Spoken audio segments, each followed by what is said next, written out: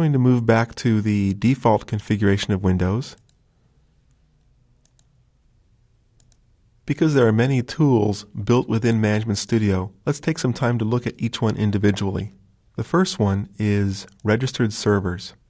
You'll notice that there are several types of servers we can register, the most common of course being the database engine, but also analysis services for BI, reporting services.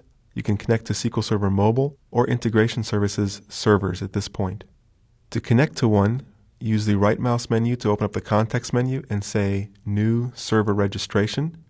I'm going to register the local server, test it.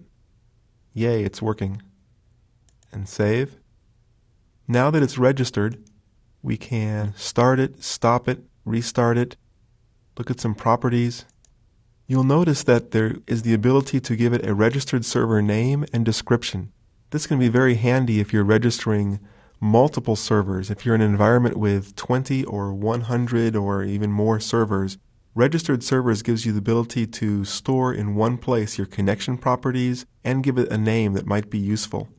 Many shops will name their servers based upon the IP address or the Dell service code, and this allows you to give it a more meaningful name.